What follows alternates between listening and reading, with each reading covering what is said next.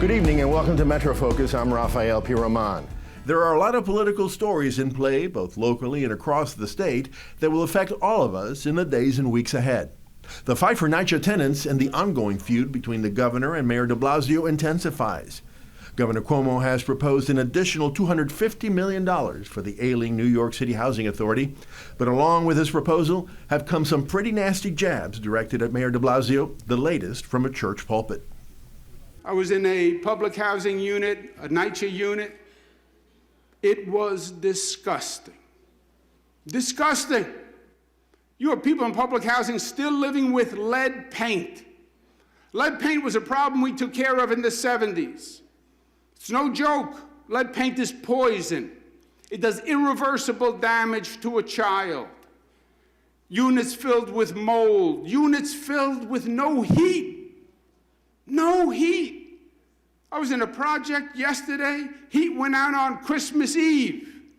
You would have thought it was a Charles Dickens novel. In a moment, more on that and on his meetings with state lawmakers to start budget negotiations as an April 1st deadline looms. But first, the City Council is looking into reports that Jared Kushner's real estate business filed false reports for its city holdings. For more on all these stories, Jenna Flanagan is standing by with Gotham Gazette's Ben Max. Jenna? Thanks, Raf. That's certainly a lot of topics for us to talk about. But Ben, I want to start with the president's son-in-law. He's been in the news a lot lately, but now he's showing up in our local news. What's happening? So from our colleagues at the Associated Press, there was a report over the weekend that the Kushner companies likely have been falsifying documents to the New York City Department of Buildings. And this is around whether they had rent-stabilized tenants in their buildings as they sought to do construction on those buildings. And one of the things that can happen is when you use construction as perhaps harassment to get rent-stabilized tenants to leave, you have construction that goes on at all hours, you have construction that drags on for months and months, it can become a real problem for tenants. And it is, as we know, a way that unscrupulous landlords can use to drive out some of those rent-stabilized tenants. And it seems like that's what happened in the case of the Kushner companies here, falsifying dozens of documents about their buildings and potentially driving out many dozens of rent-stabilized tenants in their buildings. Well, do we know if Jared Kushner is specifically tied to any of this, or is this just his company acting on his behalf? Well, he's definitely tied to it because it's his company, but I don't believe at this time we know how much knowledge he had about the documents being falsified. I don't believe there's any documents specifically signed by him, although there are from people very high up at his company. One thing that's interesting here too is that this was flagged by a fairly new nonprofit, the Housing Rights Initiative, and not by city or state regulators, which again shows sort of a major gap in the regulations around rent-stabilized tenants. And we know that rent-stabilized apartments are very valuable to tenants, especially low-income folks, and something that are vanishing in New York City. Now, I'm wondering, how common is this? Because, of course, it's been said a lot in New York that landlords can play fast and loose with some of these rules, especially if there's not a whole lot of oversight. So how common is it for landlords to use these type of tactics to get rent-stabilized tenants out of buildings? It's fairly common. I don't know exactly what the percentages and rates are, partly because this flies under the radar so much and we don't know. We don't always have a great grasp of the number of rent-stabilized units that the city has lost. It's often very hard to come by, and this is another area where the city and state have real gaps in their record keeping. We do know that it looks like the Kushner companies not only use this to drive out some rent-stabilized tenants, but then as part of that to then flip some of these buildings. And when you don't have rent-stabilized tenants living in your buildings, they're a lot more profitable. Charge what the market will tolerate. Now, I want to move a little bit from luxury apartments to public housing, because the governor was down here recently to get a firsthand look at some of the NYCHA houses. And I'm wondering, what was his purpose? What was the motive behind that visit? So Governor Cuomo recently made his first visit as governor to NYCHA complexes. He's been governor for over 7 years. So he's taking a recent interest in this, that should be noted. The governor toured some NYCHA apartments and was really dismayed by what he saw. Of course, rightfully so. We know that a lot of NYCHA tenants are living in horrible conditions with mold and all sorts of other problems. So the governor was dismayed, and he made that very clear, and he apologized to NYCHA tenants on behalf of the state, but he very much took the opportunity to attack Mayor de Blasio and the city for management of NYCHA. Of course. However, I did hear that the governor said he was going to at least try to dedicate some funds to begin to fix some of these NYCHA problems. So the state has been a very hesitant partner in helping to fund NYCHA and fund the billions and billions of dollars in repairs that NYCHA units need.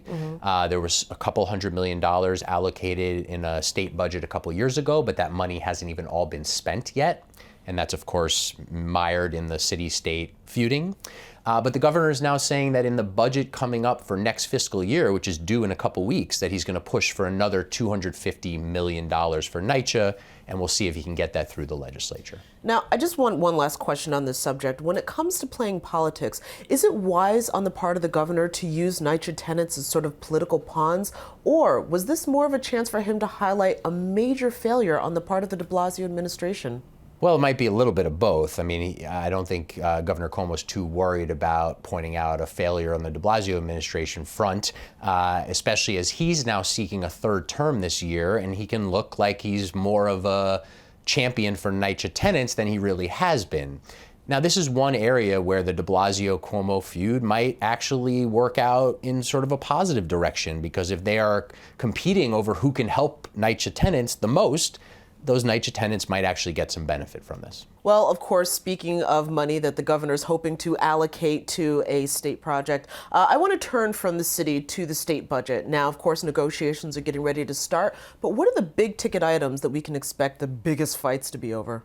So NYCHA funding is one item, but it's, in the grand scheme of the state budget, it's actually not that big of an item. So there are much bigger ones. One is a potential overhaul of the state tax code. This is probably going to be the biggest area of discussion as Governor Cuomo and legislative leaders really heat up their negotiations before the April 1 deadline. In response to the federal tax reform that passed at the end of last year, Governor Cuomo is trying to change the state tax code to alleviate some of the burden on New York taxpayers. There's a lot of fear that especially upper middle income and upper income folks will be really hurt by this new tax code in New York. Wow.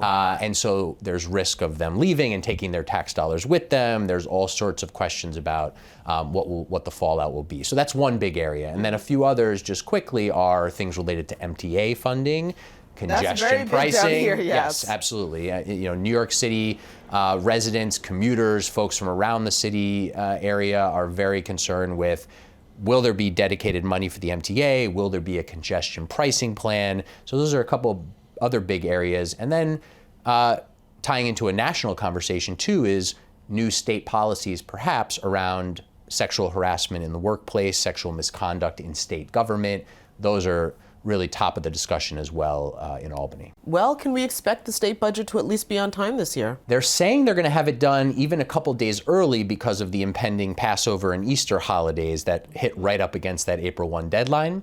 My guess, if I'm looking into my crystal ball, is that it extends a few days into April like it did last year and like it has many other years.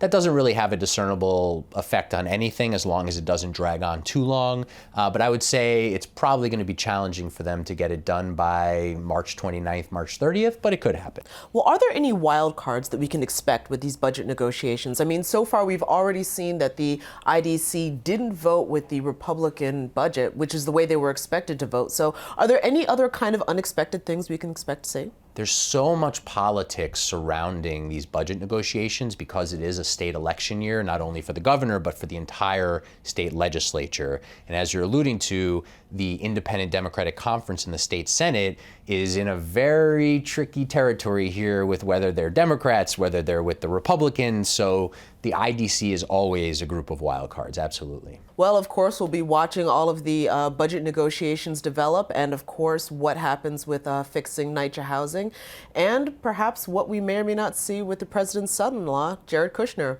Ben, thank you so much for joining us on the program. My pleasure.